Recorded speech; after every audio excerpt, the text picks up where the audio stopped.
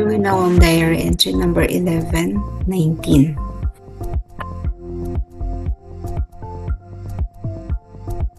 Good morning, everyone, especially those at the other side of the world.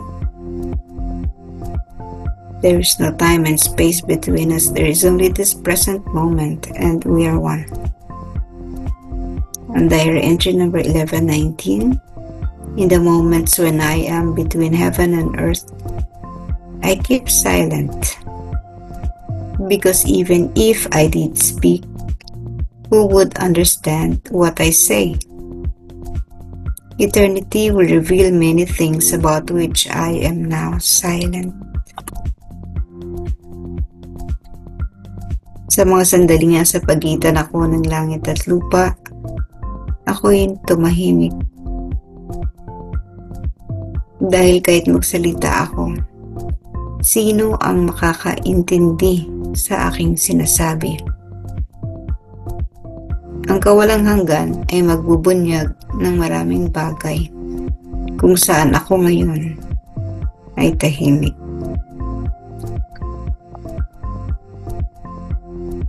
When we say, or when Faustina say she is between heaven and earth, so titingnan mo no, parang lupa, langit na daw siya sa pagitan. So she was literally not on earth and not on heaven. Heaven is for those who have passed on, while earth is for those who are still living. But she's still living and yet she's not on earth. So dumarating yung pagkakataon in her life, lalo na kapag very solemn and very intense yung kanyang meditation, she would enter into that realm kung saan wala rin siya sa lupa, pero wala rin naman siya sa langit. So it's between heaven and earth. Ang hirap i-imagine nun, ang hirap isipin. So let's just say that parang ganun, ano? If there are two places, is just in between. Maybe floating, no? Anyway, she was seen 2 times during meditation. She's floating, levitating, no? Sa ibang lengguwahe or termina, she was levitating. So she's not on earth. Hindi lapat ang kanyang paa sa lupa. Pero at the same time, hindi naman din siya nasa langit because she could still be seen and her physical body could still be seen. So where is this place between heaven and earth? I do not know. But all I know is that this place coexists, no? Ito ay nag-e-exist kasabay ng ating mundo sapagkat napakaraming lugar na nilikha ang Panginoon labas sa mundong ating ginagalawan sa ngayon. There are many parallel universes. Marami mga planeta, tingin natin walang buhay doon, and man keeps on discovering if there is really life in those planets, or if there are planets outside the universe, outside our galaxy. So, pero you can just imagine na kung gaano kadami ang mga bituin sa langit. Mas marami daw ng mga planeta. But because we are here on Earth, hindi naman tayo nakakarating sa mga lugar na yun. We really cannot prove its existence. Reading the diary or any other materials, doon no, para tayong dinadala doon. There are people who have been there. Well, they were still living. Bubuhay pa sila, nakarating na sila doon. So parang it's between heaven and earth na hindi ka agad nakakatawid. Wala kang sa lupa pero wala ka pa sa langit. Hindi ka pa nakakatawid. You may be at the door, no? And the door is not yet open for you to come in. I wonder if you have read this article that a certain monk saw Pope Francis entered heaven. Nung nakita niya, she was in deep prayer. Tapos nung nandun siya sa ganong state, parang yung experience ni Faustina na suddenly he felt in that place between heaven and earth, not in heaven. He was not able to enter heaven, but he saw that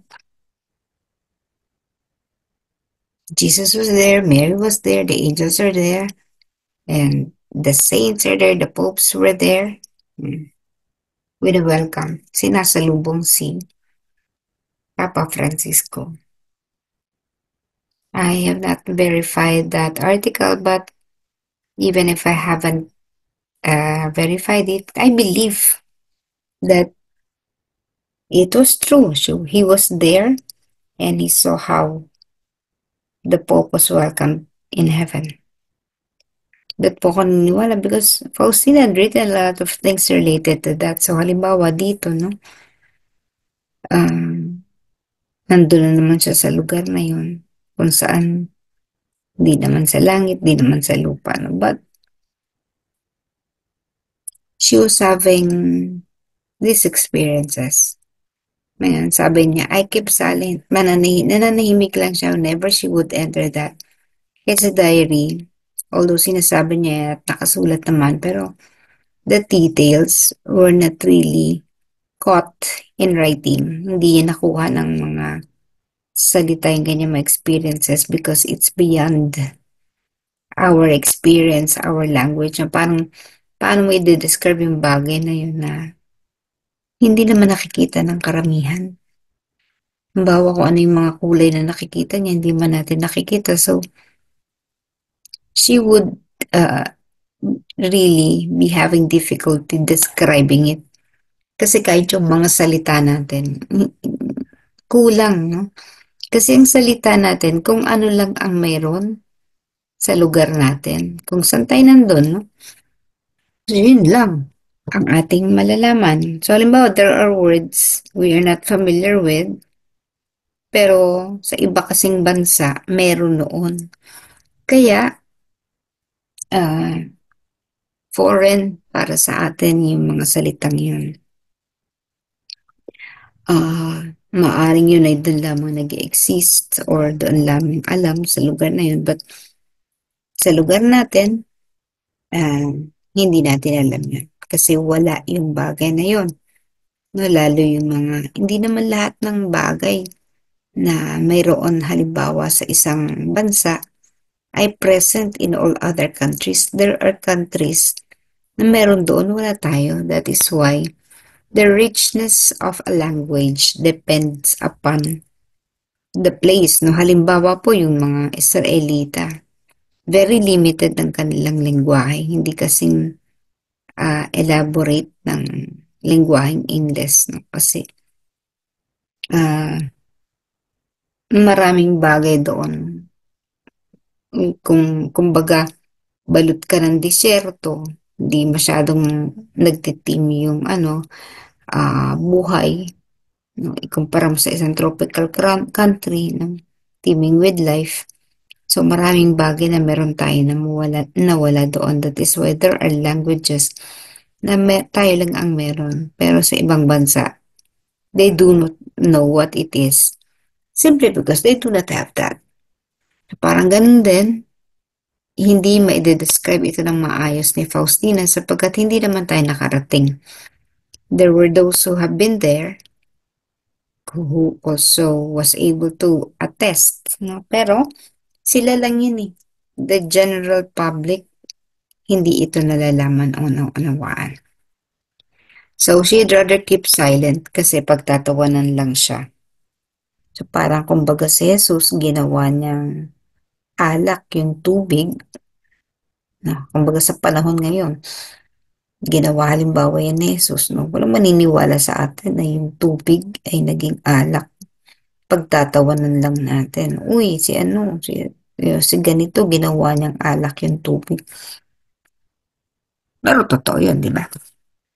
So, kung anong mga bagay na nangyayari sa isang lugar na we haven't been there, mahirap ang ipaliwanag. And the best way for us is to keep silent. Pagtatawanan lang tayo. May mga bagay na nire-reveal, pero yung pag-intindi o pag-unawa ay maaring hindi pa ngayon, pero dumarating yung panahon na nagkakaroon ng pang-unawa. Okay, one concrete example.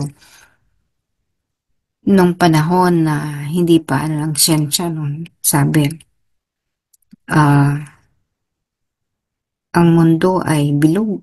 Naniniwala sila ng mundo ay flat kasi yun yung nararamdaman at naunawaan ng karamihan. And anyone who would say that the earth is round would be killed. Heretic, erehe. Kasi nga, imposible. Na? Pero dumating ang panahon na ito ay napatunayan ng ating kinabibilang ang mundo ay bilog, hindi flat. Gayun din yung kung papaanong finorsi someone foresaw na ang tao someday will be able to fly in distance, no? Makalilipad. Siyempre, nung panahon na sinasabi yun, hindi pala naunawa, pinagtatawanan pa lang yun. So, because that is very much ahead of the time.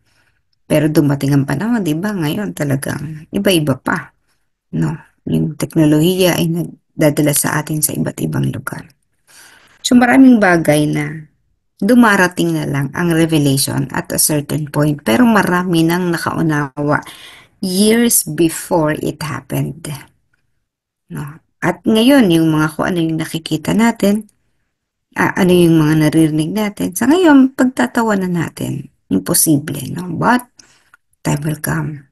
Kapag dumating ang panahon ng revelasyon, magaganap at magaganap. Hindi pa lang nagaganap ngayon dahil hindi paggagap ng sangkatauhan, ng masa. No? The whole, pag sinabing masa kasi ito yung majority, ito yung common.